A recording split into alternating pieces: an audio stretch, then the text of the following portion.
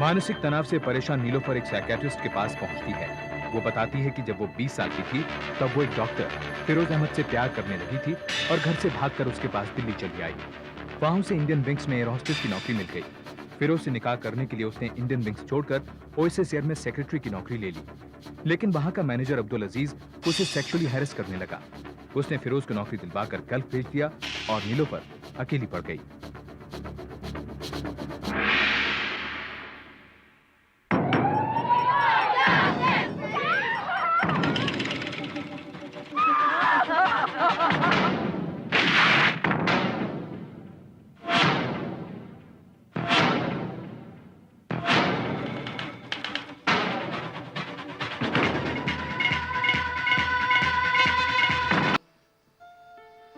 मैंने तय किया ऑफिस में उसे पूरी दूरी बना के रखूंगी। मैं उसके नापाक इरादों से अपने आप को बचाना चाहती थी,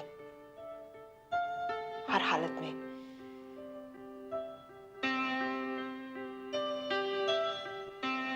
पर मैं रोज टूटती, रोज मुझे लड़ना पड़ता।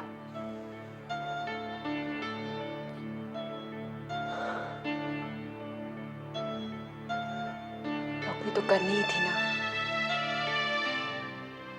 किसी भी हाल में।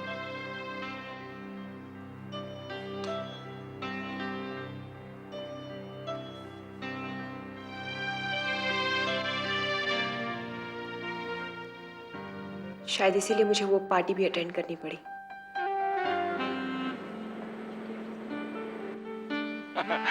अच्छा हुआ तुम आ गई।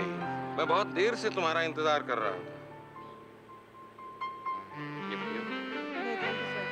नहीं प्लीज, एक गिलास। सही है, मेरे मजहब के खिलाफ है। नीलू, कभी कभी नियम और कानून को तोड़ने में बड़ा मजा आता है। देखो, अब ये मत कहना कि डांस करना भी तुम्हारे मजहब के खिलाफ है। सर प्लीज, सर मैं डांस नहीं करती। नहीं नहीं नहीं, सर, आज प्लीज। तो तुम्हें करना पड़ेगा सर, हमारे प्लीज, साथ सर। डांस।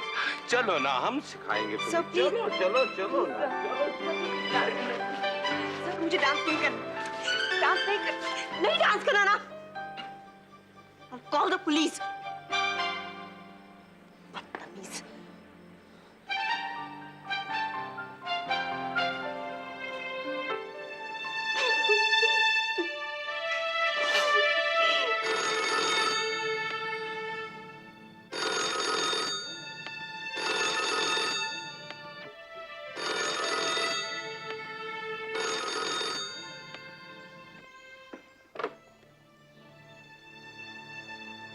हेलो नीलू, सो रही थी क्या?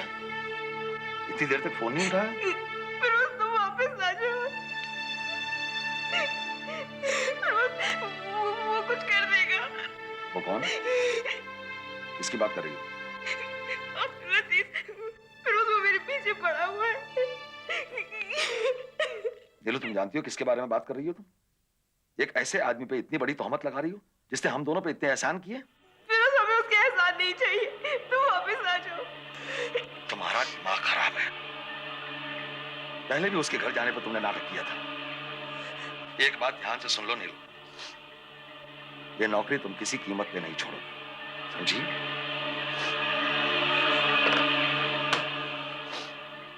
अजीज की हर ज्यादती में फिरोज के लिए सहती रही। पार्टी के बाद उसका रवैया और भी खराब हो गया और लोगों की बड़ी बड़ी गलतियां माफ कर दी जाती, पर मेरे हर काम में नुक्स निकाले जाते। मैं चुपचाप सहती रही जब तक मेरी प्रमोशन की बात नहीं आई। हालांकि तुम्हारी बदतमीजी के बाद हमें तुम्हारे प्रमोशन का जिक्र भी नहीं करना चाहिए, फिर भी मैं तुम्हें एक और चांस देना चाहता हूं।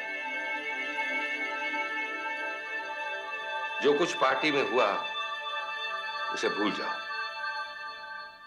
आज रात को घर आओ, पार्टी की कसर घर पर पूरी कर लेंगे। देखिए मिस्टर अजीज, ये कोशिश दोबारा मत कीजिएगा। ठीक है, तो फिर तुम प्रमोशन के बारे में भी भूल जाओ। मेरा प्रमोशन मेरी काबिलियत से होगा, आपके चाहने से नहीं। नीलोफर, कुछ ऐसी चीजें होती हैं जिनकी कीमत चुकानी पड़ती है। मैं कोई कीमत नहीं चुकाऊंगी। मैं बहुत जिद्दी आदमी हूं। अपनी जिद पे उतर आया तो सारी उम्र सेक्रेटरी की पोस्ट पर सौंपती हो। देखा जाएगा।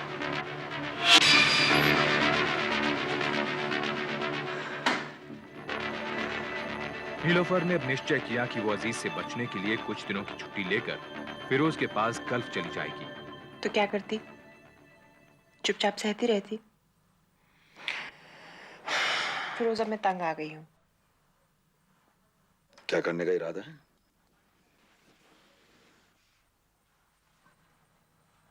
मैं नौकरी छोड़ना चाहती हूँ, घर पे रहना चाहती हूँ। मुझे बच्चा चाहिए। पैदा तो कर लेंगे, पालेंगे कैसे? फिरोज, बच्चे प्यार से पलते हैं, पैसे से नहीं।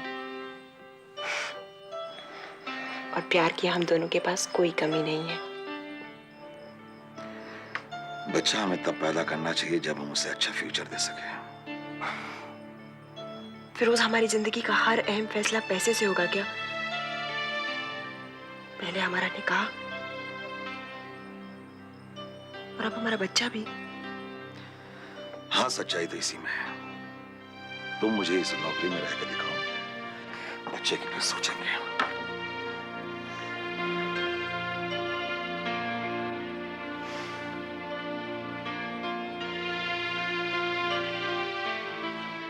हमसे बहुत बड़ी गलती हो गई।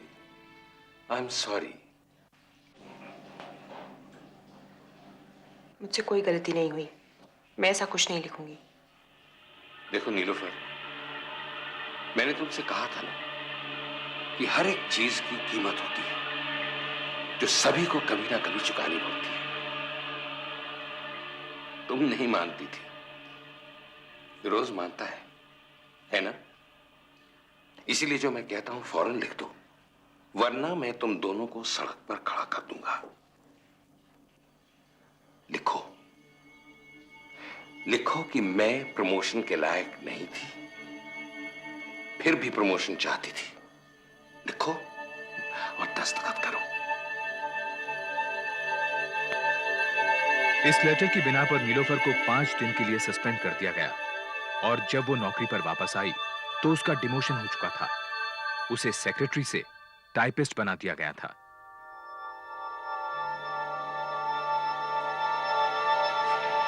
ये सारे कागज आज टाइप हो जाने चाहिए। देर रात तक ऑफिस में बैठकर ये काम खत्म करना और फिर खुद आकर मुझे मेरे दफ्तर में ये देना।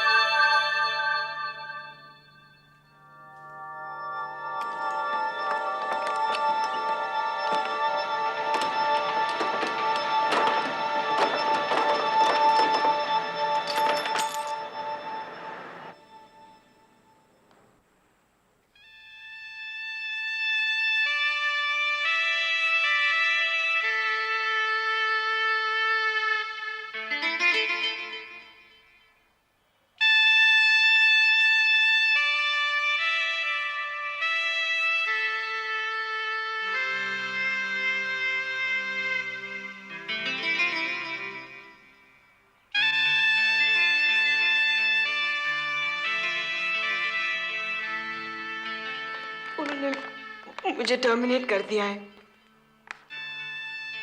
फिरोज को क्या बताऊंगी? अगर फिरोज मुझे छोड़ देगा तो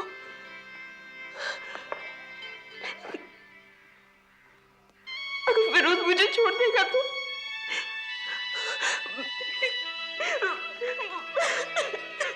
मुझे अजीज के घर चले जाना चाहिए था।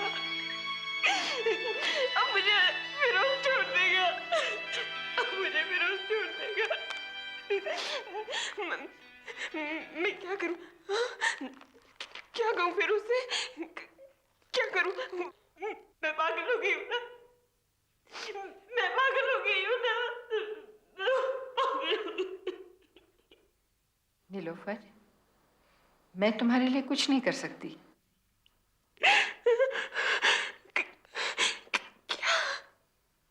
तुम बिल्कुल ठीक हो। तुम्हें एक डॉक्टर की नहीं, एक वकील की जरूरत है। क्यों? ताकि तुम अब्दुल अजीज पर मुकदमा कर सको। मुकदमा? तुम पागल हो गई हो नीलू, तुम कोर्ट जाओगी? नहीं, लेकिन एक बार वकील से मिलने में क्या बुराई है? कोई जरूरत नहीं किसी वकील शक्ल से मिलने की। नहीं, तुम्हें क्या हो गया? कुछ दिनों के लिए तुम्हें अकेला क्या छोड़ दिया? तुम तो बौखला गई हो। लेकिन डॉक्टर थापर कह रही थी। ये सब बकवास है। अगर तुम्हारे पास इतना ही खाली वक्त पड़ा है तो कोई दूसरी नौकरी ढूंढ लो। मुकदमे की बात तक नहीं करना। मुकदमे के बिना कुछ हासिल नहीं होगा नीलोफर।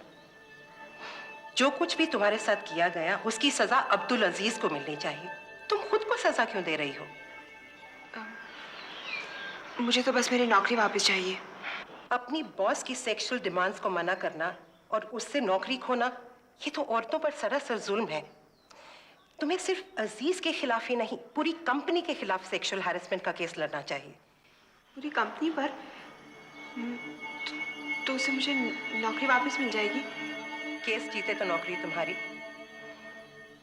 लेकिन ये काफी मुश्किल है, because it's all in the mind. You see, एक शख्स एक एम्प्लॉय को बिना हाथ लगाए सेक्सुअली हैरेस करता है। It's not easy to prove. तो मैं फिरोज को क्या कहूँ? उसे बता दूं क्या? हाँ, बिल्कुल बता दो। इस समय अगर तुम्हें किसी भी चीज की जरूरत है तो वो है इमोशनल सपोर्ट की। 1 महीने बाद नीलोफर की वकील ने ओएसिस एयर और अब्दुल अजीज के खिलाफ सेक्शन 10 और 12 इंडस्ट्रियल डिस्प्यूट्स एक्ट के तहत सेक्सुअल हैरेसमेंट और नौकरी की बहाली का मुकदमा फाइल कर दिया। जब अजीज को इस बात का पता चला तो उसने फिरोज को भारत वापस बुला लिया। मेरे मना करने के बावजूद भी तुमने ये सब किया। मुझे तो यकीन ही नहीं हो रहा था जब अजीज साहब ने मुझे बताया। मुझे लगा कि शायद उन्हें कोई गलतफहमी हुई होगी और अब तुम मेरी मदद चाह रही हो।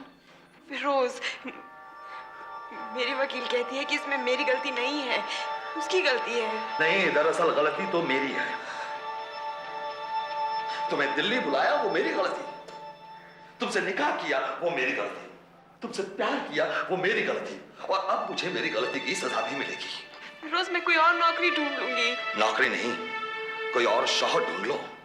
फिरोज, अब्दुल अजीज जो चाहते थे वो मैंने नहीं किया, इसलिए मुझे नौकरी से निकाला गया। अदालत को खुलकर बताइए कि मिस्टर अजीज ने आपके सामने क्या क्या डिमांड्स रखी थी। इनकी खामोशी ये बता रही है कि मेरे मुवक्किल मिस्टर अब्दुल अजीज पर लगाया गया इल्जाम सरासर झूठ है। अपनी नौकरी वापस पाने के लिए नीलोफर को यह हथियार सबसे असरदार लगा होगा। ये सब सच है। मेरी नौकरी के पहले दिन से ही किसी ना किसी बहाने मिस्टर अजीज मुझसे बाहर मिलने की कोशिश करते थे। ऐसा कैसे हो सकता है सर? इससे पहले किसी ने भी इस तरह की शिकायत दर्ज नहीं कर पाई। आपका मतलब है कि नीलोफर को तब तक इंतजार करना चाहिए था जब तक मिस्टर अजीज का हर शिकार उनके खिलाफ बगावत करने की हिम्मत करता? ऐसा भी तो हो सकता है कि नीलोफर ने अजीज को बढ़ावा दिया। क्यों मिस्टर अजीज? जी सर, ये तकरीबन रोज मुझे टेलीफोन करती थी। मैं जिस पार्टी में भी जाता था ये मेरे पीछे पीछे चली आती थी। मैं सिर्फ एक पार्टी में इनके साथ गई थी, वो भी इनके दबाव डालने पर, और वहां उन्होंने मुझसे इतनी बदतमीजी की कि मुझे पुलिस की धमकी देनी पड़ी थी। लेकिन उस वक्त तो क्या, बल्कि उसके बाद या उससे पहले आप कभी भी पुलिस के पास नहीं गई। ये आदमी आपको सेक्सुअली हैरास करता रहा और आप बर्दाश्त करती रही। क्यों? मुझे लगा मेरे बार बार मना करने पर वो समझ जाएंगे। लेकिन आपके मुताबिक वो नहीं समझा। फिर आपने ये नौकरी छोड़ क्यों नहीं दी? मैं नौकरी नहीं छोड़ सकती थी, और वैसे भी ये तो कहीं भी हो सकता है।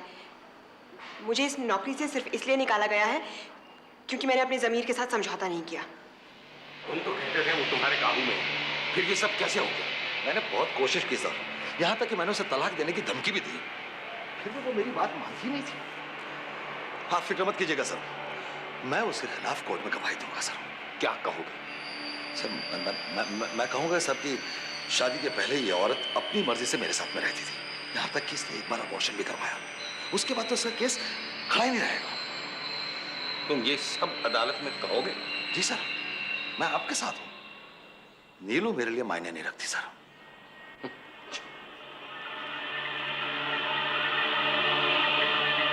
चिकन आ रही है अपने आप से। छी, एक ऐसे आदमी को सब कुछ दे दिया, इतना प्यार, इतनी इज्जत, इतना भरोसा, और आज वो सबके सामने कहेगा कि मैं गिरी हुई औरत हूं।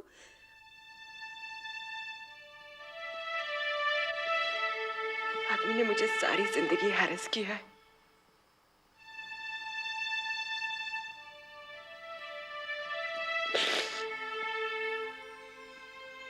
अजीज ने तो बस वहीं से शुरू किया जहां फिरोज ने छोड़ा था। इस बीच फिरोज ने नीलोफर के चरित्र पर कीचड़ उछालने के मकसद से अदालत में तलाक की अर्जी दाखिल की। नीलोफर को अब दोनों केसेस का सामना साथ साथ करना पड़ा। फिरोज ने हमेशा जिस्मानी तौर से मेरा इस्तेमाल किया। उसने कभी शादी को शादी नहीं माना। आई ऑब्जेक्ट योर ऑनर, ये एक सीधा साधा दो तरफा तलाक का केस है और मेरे मुवक्किल की बीवी बिना किसी ठोस सबूत के उन पर इतना बड़ा इल्जाम लगा रही हैं। हम भी ये मुद्दा अदालत के सामने नहीं लाना चाहते थे योर ऑनर, लेकिन मेरे क्लाइंट का हस्बैंड यही मुद्दा किसी दूसरे केस में इस्तेमाल करने की सोच रहा है। उससे पहले हम अदालत के सामने असलियत पेश करना चाहते हैं। सेशंस कोर्ट ने फिरोज और नीलोफर की तलाक को मंजूरी दे दी। फिरोज ने सेशंस कोर्ट में नीलोफर के साथ शादी से पहले शारीरिक संबंध से इनकार कर दिया था, इसलिए अब अजीज के कहने पर भी वो लेबर कोर्ट में नीलोफर को बदनाम करने के लिए कुछ नहीं कह सका।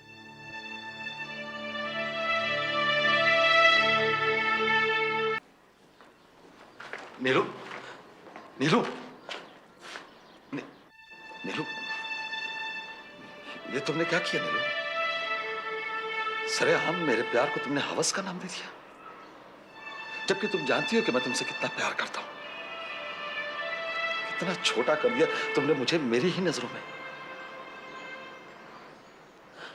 नीलू, अब तक मैं जो भी कर रहा हूं सिर्फ तुम्हारे लिए, अपने होने वाले बच्चे के लिए। नीलू, क्या तुम्हें बच्चा नहीं चाहिए? क्या तुम मुझे प्यार नहीं करती?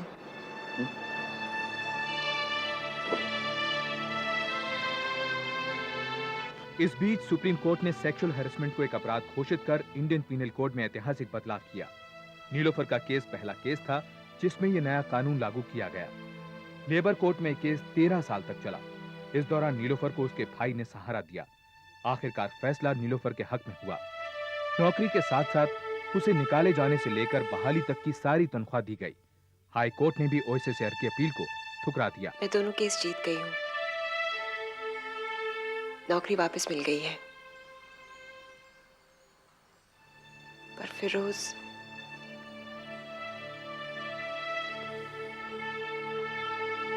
शायद अच्छा ही हुआ।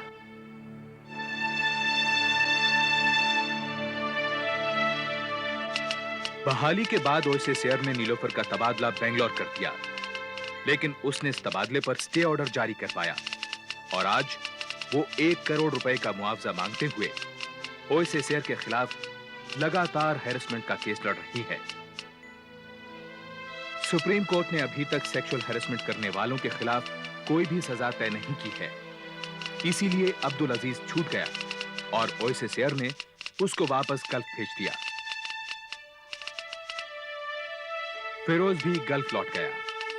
वो और नीलोफर एक और मुकदमा लड़ रहे हैं, उन पैसों के लिए जो उन्होंने शादीशुदा जिंदगी के दौरान घर खरीदने के लिए इकट्ठे किए थे।